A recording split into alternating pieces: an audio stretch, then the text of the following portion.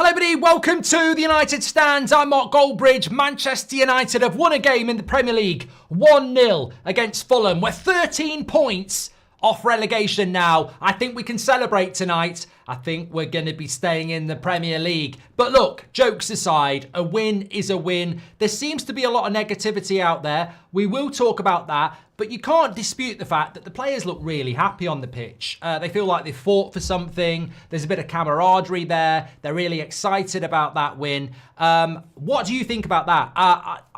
There was a great point in the watch-along towards the end, and I'm just going to pose this question for the live chat and the people watching later. Are we at a point now where the result actually isn't as important as the performance? Because what I would say is that winning games as a Manchester United fan should always be something that you celebrate. I remember when we beat Brentford with those McTominay goals and people were saying you're an embarrassment celebrating that. We were shit. And I really enjoyed it because we won. I always think you've got to celebrate a Manchester United win, but I am going to be fair here and say that I think we've played better than that when we've been beaten. I think that is one of the worst performances I've seen from us this season, and there are glaring concerns about it. I think it will be evidenced by the player ratings as well, because if you win a game and you've played well, then your player ratings will be 7 and 8s. I don't think we're going to get anyone on a 7. So make sure you do your player ratings, mark every player out of 10, 6 being the average. We'll talk about that in a minute. But look, my main issue before the game was I do not want to walk away from this game with a win where we've scraped a win or scrapped a draw. We absolutely have got to start as Manchester United Football Club showing signs of good football. We have to. We pay very good money. We pay very good wages. And Amarim's system is stylistic. It's hipster. You know, it's exciting. So even if it's just for 10 minutes, just show us something. I would rather have drawn that game and seen 20 minutes of good play than win it like that and see next to nothing. That's where I would be, because if this was the Europa League, I'd be over the moon. We're through to the next round. But in the Premier League, these are really competitive pre-season games where we do need to start seeing some patterns of play. And I didn't see any of that. On the other hand, the defence was very good. It's a clean sheet. And as I said against Rangers, it is a step forward. It's just how much of a step forward you want. I take that as a step forward because the players were happy. We won a game. We got a clean sheet. And we didn't lose. So it's a step forward. It's just dependent on how much of a step forward you think it is. The big concerns we've got is that there is no system evident in that performance, as somebody just said in the chat there as it went by. A win is a win. It's a smile. It's better than losing. Trust me. You do not want to be losing that game compared to this feeling. So don't be spoilt. A win is a win. Smile. But does it give you any confidence for playing Crystal Palace next week or, you know, whatever other Premier League side we've got after that? I think it's a concerning time how badly we're playing. Systematically, it's really bad. It's interesting because Rasmus was terrible, but Xerxes comes on and gets no service either. So whatever you think about individual players, and I think Xerxes is our best option up front at the moment, he still doesn't get any service because the system is terrible. And for me, this comes down to a complete and utter misunderstanding amongst, you know, footballing IQ peasants in the mainstream who are constantly talking about Ruben Amorim changing his system to a back four. But please explain to me why he needs to go to a back four. He's never played a back four. And why would a new manager come in and go, I'm going to abandon the reason you brought me here to play like the previous manager did and got the sack as well? Ollie played a back four, got the sack. Ten Hag played a back four, got the sack. He has to stick with what he's doing. But what really annoys me is that they say he's got to go to a back four, he's got to adapt. And it really exposes what I call the moron brigade, because it's a bit like saying De Ligt is slow when he came to England, or Martinez is too small. Like, these are just very much stereotypical opinions, and they're not necessarily the truth. Ruben Amorim has already adapted his system. This is what annoys me with these people saying he needs to go to a back four. We're literally being frustrated by the fact that he's had to adapt his system. He is not playing a 3-4-3. he's playing a 5-2-2-1. Like, it's happening every game. We're not conceding goals because we're playing a back fucking five. We're not creating chances because we're an attacker light. There is no bloody width. We are basically bored to death watching a back five move the ball slowly and a front three who may as well be in a graveyard digging graves. Their own. Like Garnacho and Ahmad, there's nothing going on until the last 10 minutes when Fulham have got to attack and Ahmad actually gets some space. Xerxes or Rasmus, no service, as we always know. And, you know, Bruno was shit. Agate's a holding midfielder, really. The fullbacks are playing as fullbacks, and then you've got three centre-backs. There is nothing going on because if you saw at Sporting, that is not what he does. So to all these people saying he needs to adapt his system, what do you think he's bloody doing? He wasn't playing with a back five and fullbacks at Sporting. He was using two wide players who were wingers who were bombing forward and providing wing attack. And then he had two number 10s as well and an attacker. They were overwhelming teams with attack play.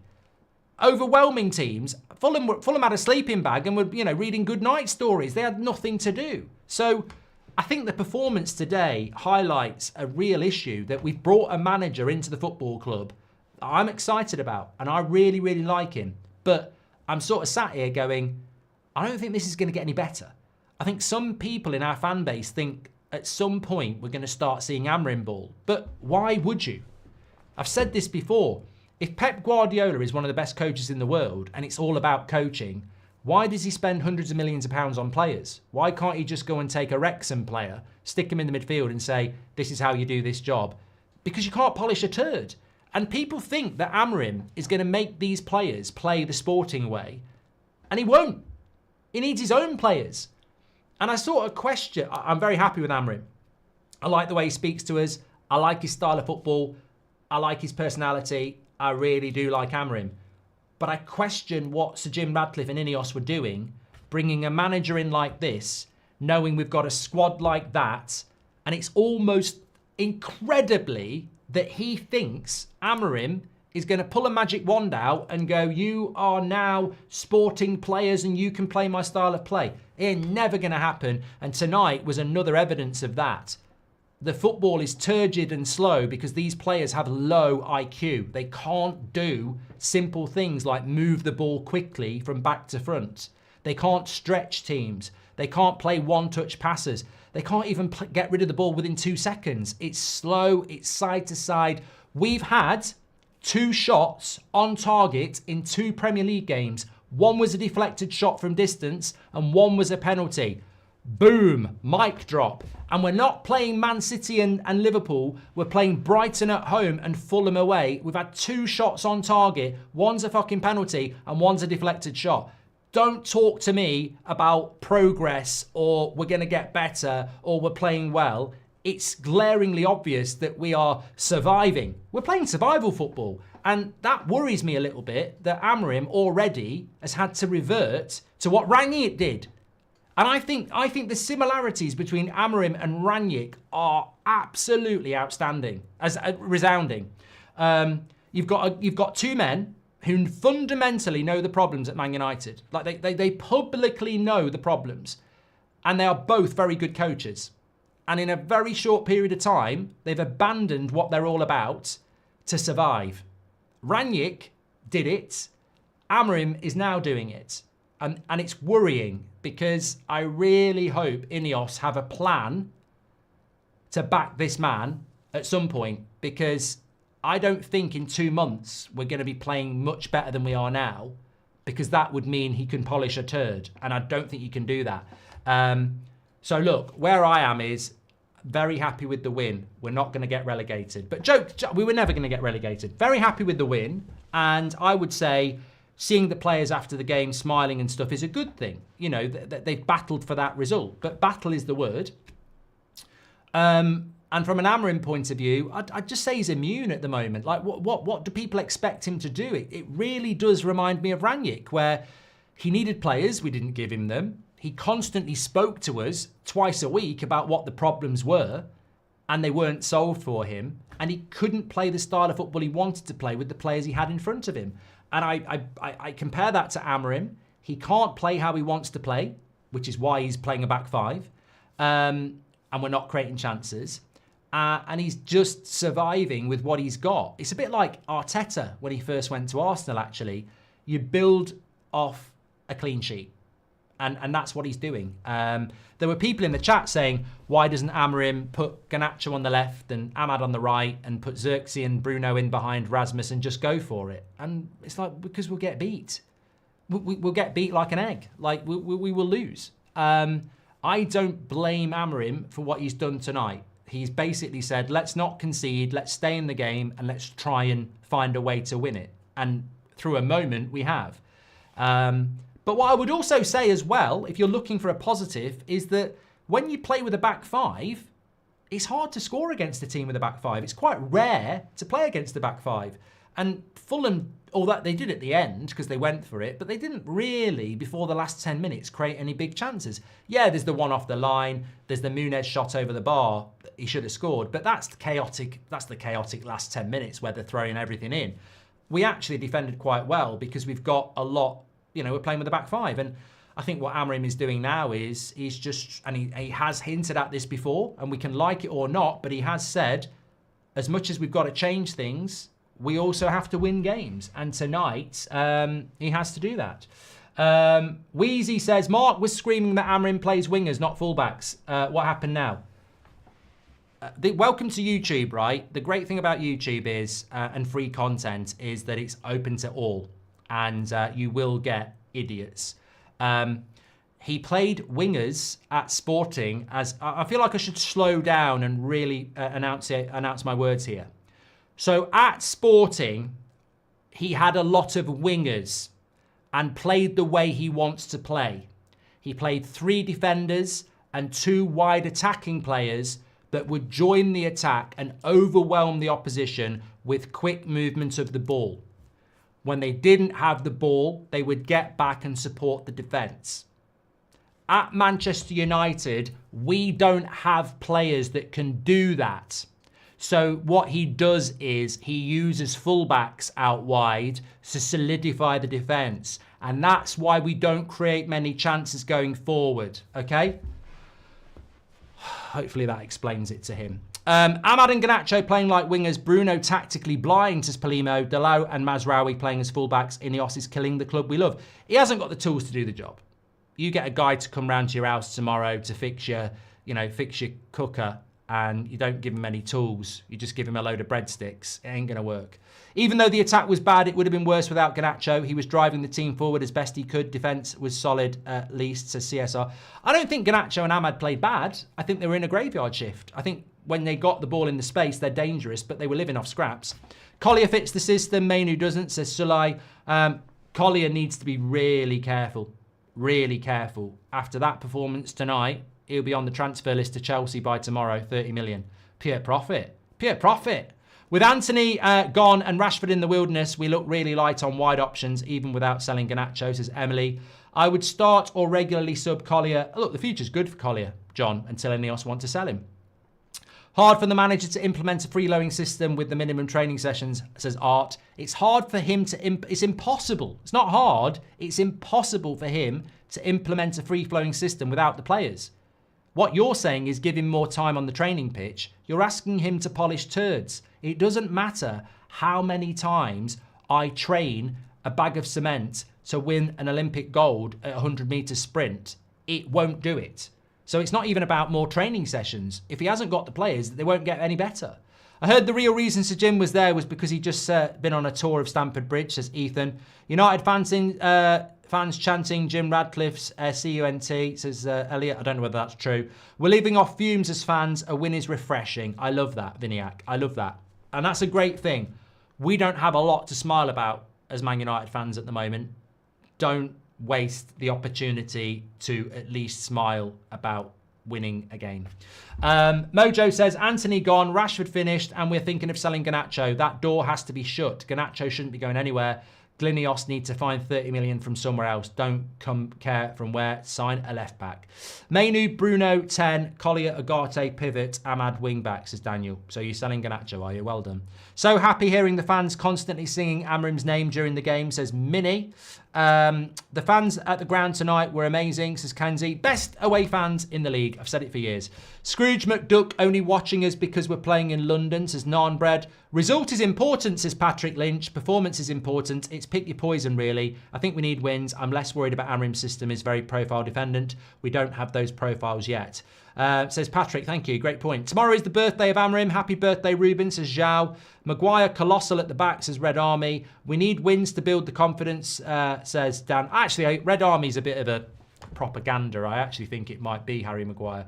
But Maguire played well tonight. But what I will say is that it's hard not to play well. Yoro played well. De Ligt played well. It's hard not to play well in a back five. And it's hard to create chances with the back five. We're overwhelmed defensively, which makes us strong at the back. But we're also, look, I said this in the watch along, with Ollie and with Ten Hag, we played with a back four. And then we had a 3 midfield and a 3 attack. At the moment, we're playing with a back five, a holding midfielder, and then we've got 4 attackers, all very central. It's why we're not creating chances. We don't have the numbers in the attack. We're very easy to defend against. We are an attacker down. Amrim on the transfer window, by the way. We've got to be cautious. Even the rules here, we have to follow the rules. We did mistakes in the past. We can't do it now. We're focused on improving the team. Let's see. Let's focus on the players we have and focus on the next game. Restricted PSR, you see. PSR. We need to wins to build confidence, says Dan. Great win. Pure luck. More passing training needed, says Mott. We need to keep up with the wins, but at this point in time, I think the team getting into form that Amrim wants is most important right now, says Z3. Collier saved the day, says John Stewart, man of the match. I mean, it was. I know Martinez scored, but that was going in. Good win, but the attack is not very good, says Chris. How long has it been since we had 2 wins in a row? Also, that was not offside, says Chiri. I hate how we expect our striker to play like a cam, hunt for the ball, help in chance creation, and then score. A striker is not a general utility player, says someone. I give Collier man of the match, says Paulson. Clearance, unbelievable. I'll take that all day long. Gets a good run now. Let me have a quick look at this. I've been asked to retweet something. Oh no, I've been asked to retweet something else.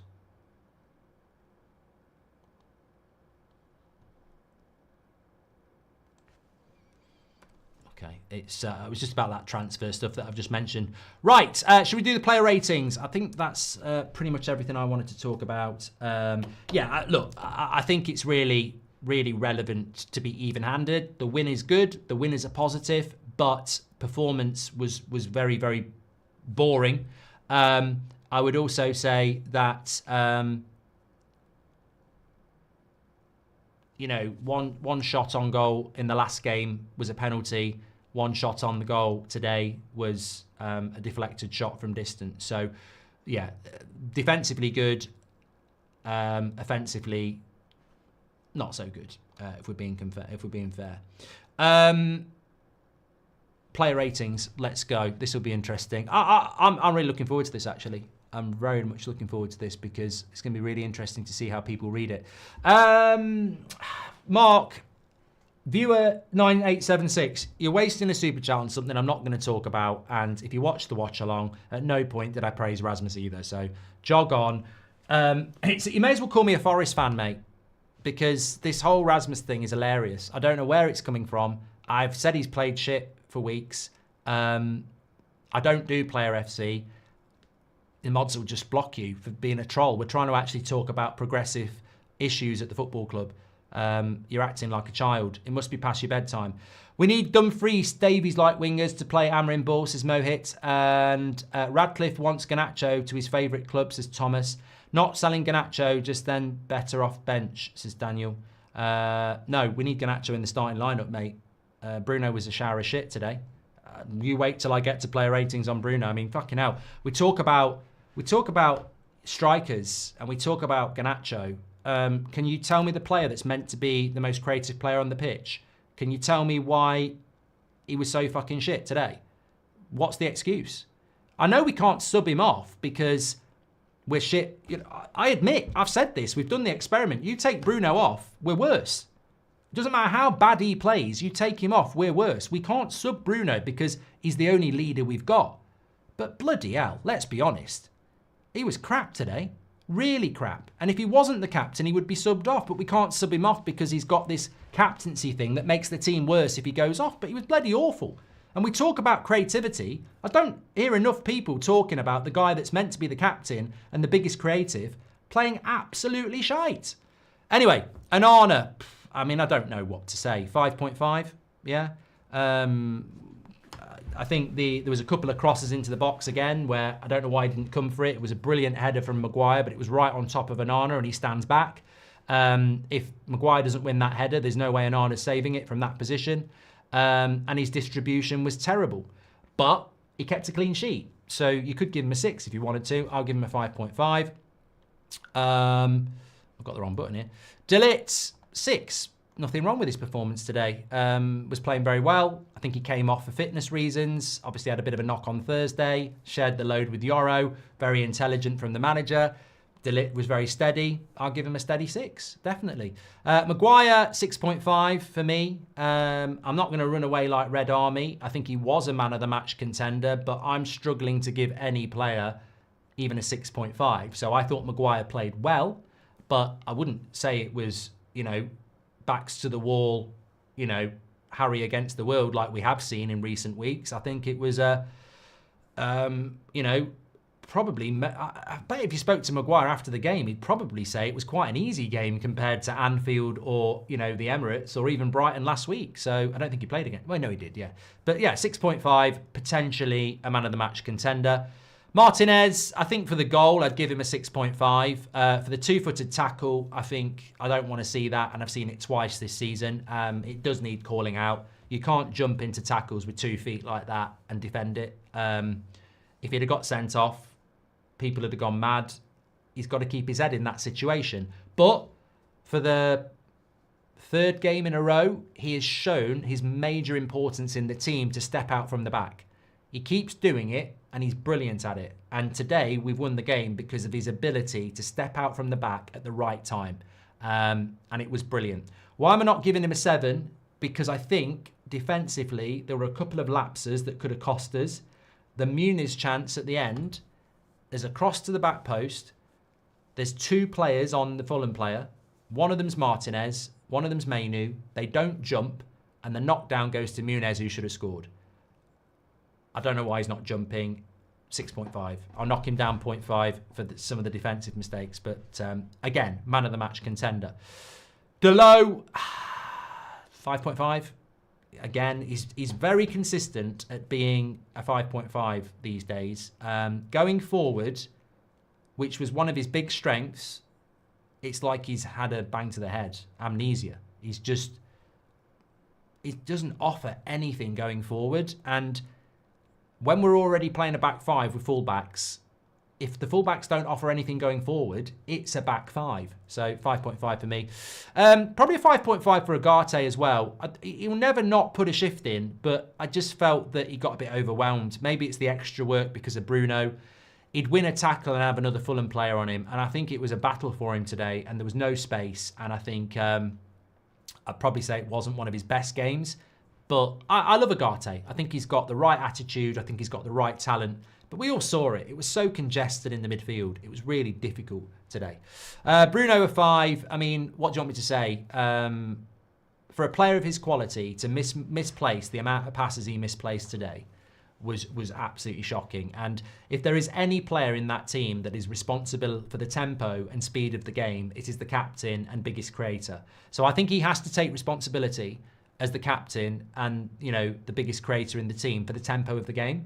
He can make us play quicker, and he can lead from example. And his passing was poor, and the play was slow. So I think, having played the game, most of you would know the captain on the pitch, the biggest creator on the pitch, can be the guy that sets the tempo. And the tempo was too slow, and his passing wasn't good enough. So I thought, I'll never sub Bruno off, because his importance has been proven. If you take him off, you probably lose the game 3-0.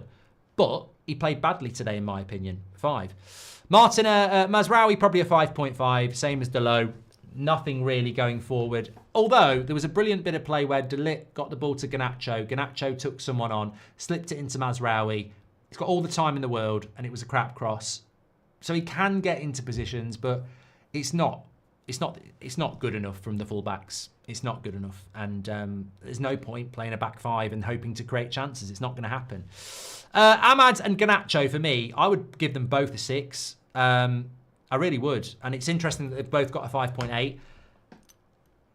When they had space, they're a threat. And we saw Ahmad in the last 10 minutes. When he got space, things happen. We saw glimpses from Garnacho. He actually did the cutback for the goal. And although I know it wasn't directly a cutback, but it was his good run. He had a couple of good runs. But they were living on fumes. Like, they were living off breadcrumbs. They're going to really suffer when they're playing centrally, because they're both used to being wide players. They're going to really struggle playing centrally if they don't have any space. A wide player can play centrally if they've got space, because that's what they're used to as wingers. It can happen, and they both can do that role. But they're going to really struggle playing centrally when they've got 4 players around them and no space, and the ball's coming into their feet with nothing to do. They were sacrificial lambs in that system today, and they really suffered from the lack of width and the lack of decent ball into their feet. I mean, we're talking about Bruno's bad passing. We're talking about the inability of Rasmus to hold it up. We're talking about the lack of wingers getting forward. I mean, what do you want them to do? You've basically got to be prime Lionel Messi. Get the ball, take on 4 players and score. So I'd give them both a 6 today, because they never stopped. And they looked like our brightest sparks, but we just couldn't get them in the game. Hey, come on. We're talking a 5. We might even be talking a 4.5, to be honest. It wasn't good. And it's sad. It's really sad, because I genuinely think there's a player there. But it's almost a game of 2 halves with Rasmus, because I think if you give him chances, he will score. His conversion rate shows that. But there's no service, so he can't score. And then there's a secondary problem, which is the hold-up play isn't good enough. So the performance drops even further. So I don't have any issue with the 4 or the 4.5. And this has been going on for a few games now. It's really concerning. It's really concerning, because he's not playing very well at the moment. I hope he can turn it around, and it would help. It would help if there was a couple of chances to sort of settle the nerves a little bit, but it's a tough task playing up front for Man United at the moment, and it takes a strong mentality to keep working hard for no reward. And yeah, it was a bad performance. Yoro came on and did quite well. Give him a 6. Yeah, definitely.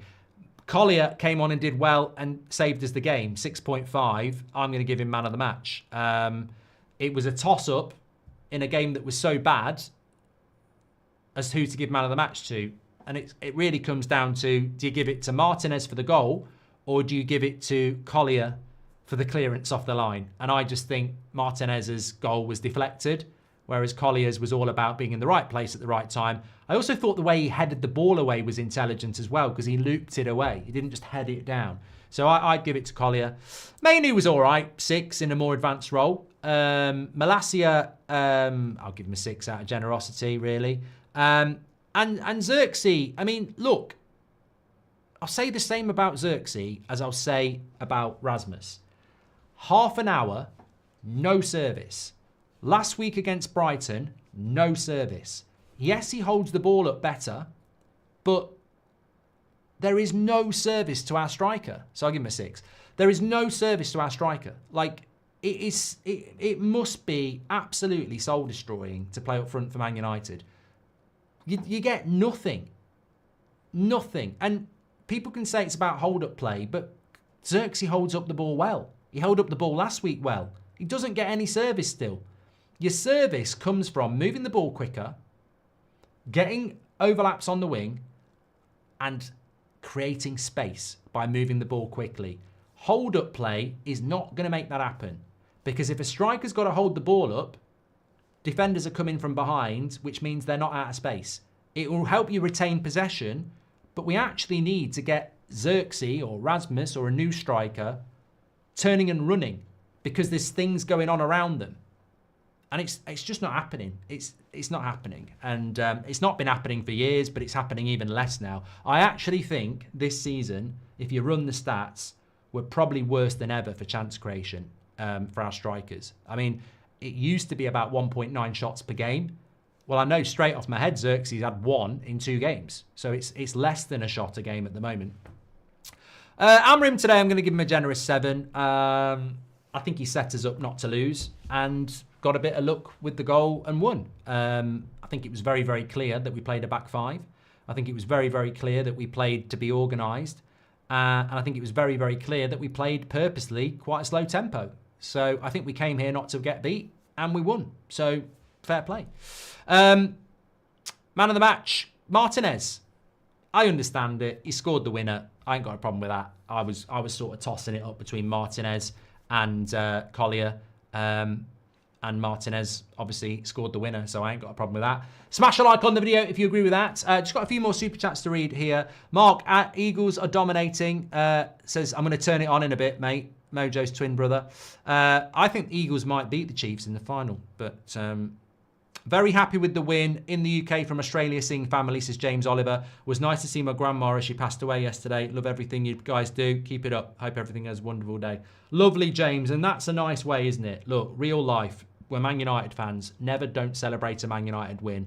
And James, thoughts of you with you and your family. And obviously, sad to hear about your grandma.